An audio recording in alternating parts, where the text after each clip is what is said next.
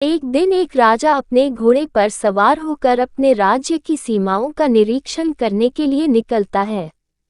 काफी देर तक चलने के कारण राजा और उसका घोड़ा दोनों ही बहुत ज्यादा थक जाते हैं।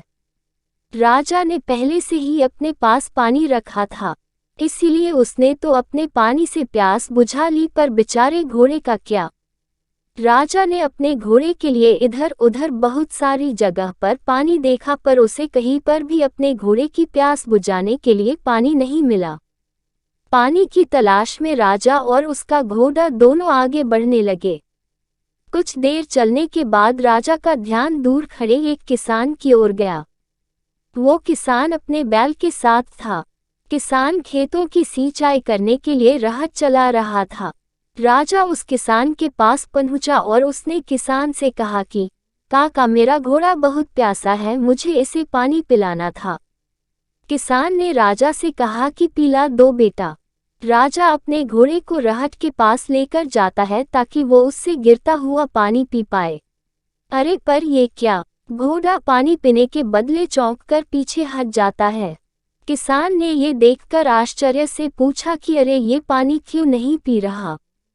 राजा ने कुछ देर सोचा और फिर किसान से कहा कि काका, राह चलने से थक थक की जो आवाज आ रही है उससे ये चौंककर पीछे हट गया। राजा ने किसान से ये भी कहा कि काका, अगर आप थोड़ी देर के लिए अपने बैल को रोक देते तो मेरा घोड़ा आराम से पानी पी लेता।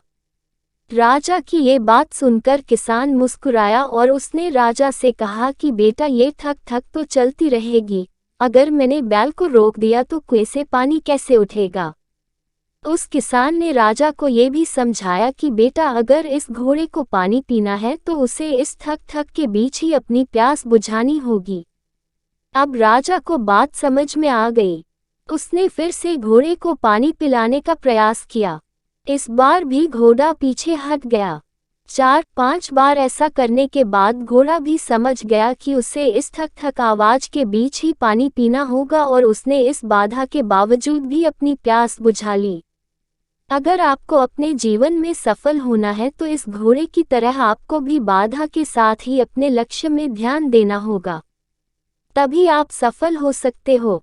जीवन में बाधाएं तो आती रहेगी, हमें सही समय के इंतजार में कभी भी अपने लक्ष्य से पीछे नहीं हटना चाहिए, क्योंकि जिस सही समय का आप इंतजार कर रहे हो वो सही समय कभी आएगा ही नहीं। हमें बहानों के पीछे छुपकर जरूरी काम से दूर जाने की जगह पर जो भी सिचुएशन हो उसी में इस घोड़े की तरह अपने लक्ष्य की ओर आगे बढ़ना होगा और तभी हम सफल हो सकते हैं।